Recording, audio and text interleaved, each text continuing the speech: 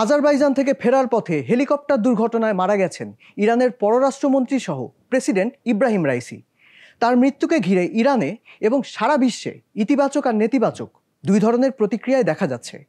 ইরানের অতি গুরুত্বপূর্ণ দুই ব্যক্তিত্বকে বহনকারী হেলিকপ্টার দুর্ঘটনার সম্ভাব্য কারণ আর রাইসির শূন্যতার প্রভাব ইরানের ভেতরে আর বাইরে কিভাবে পড়তে যাচ্ছে তা নিয়ে এবিসির সঙ্গে কথা বলেছেন সাবেক ফাইটার বিমান চালক এবং মার্কিন স্বরাষ্ট্র মন্ত্রণালয়ের সাবেক কর্মকর্তা স্টিভ গ্যানিয়ার্ড।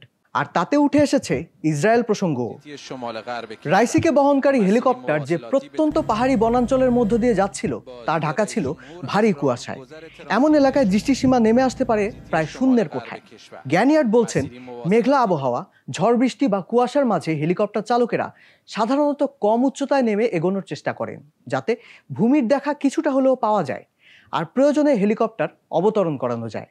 কিন্তু এমন পরিস্থিতিতে সামান্য এদিক সেদিক হলেই ঘটে যেতে পারে বড় দুর্ঘটনা। তার উপর দুর্ঘটনা যেখানে ঘটেছে তার পুরোটাই এবড়ো থেবড়ো পাহাড়ি এলাকা, যাতে আরও কঠিন হয়ে ওঠে অবতরণ।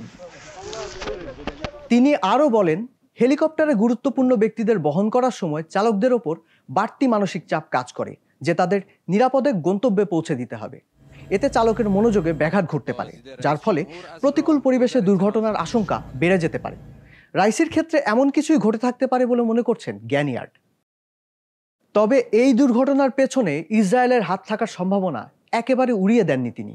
জানান, ইরানের ভেতরে আগেও ইসরায়েল নানা অঘটন ঘটিয়েছে বেশ চাতুর্যের সঙ্গে, আর সেক্ষেত্রে ইসরায়েলের সংশ্লিষ্টতার কথা কোনো পক্ষই স্বীকার করবে না বলেই মনে করেন তিনি।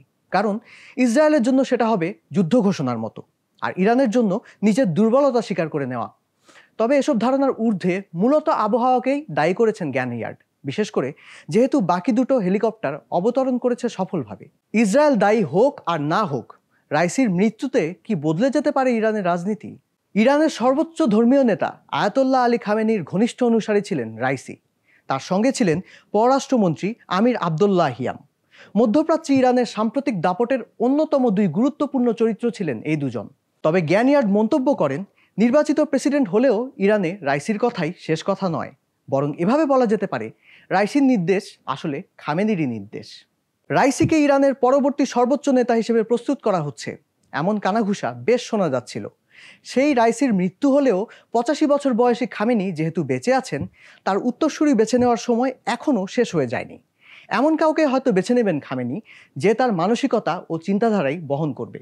গ্যানিয়ার্ড বলছেন, হামাস, হিজবুল্লাহ বা হুতি সহ যেসব ইরানপন্থী সংগঠন মধ্যপ্রাচ্যে তৎপর আছে, ইরানে খামেনি ও তার অনুসারীদের নিয়ন্ত্রণ থাকা অবস্থায় এসব সংগঠনের সমর্থনের কমতি হবে না।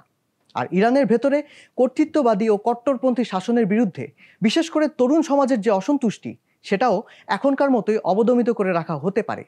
গ্যানিয়ার্ড বলছেন, এমন হলে দেশের রাজনীতি হোক বা বিশ্ব রাজনীতি, কোথাও তেমন বদলাবে না ইরানের দৃষ্টিভঙ্গি।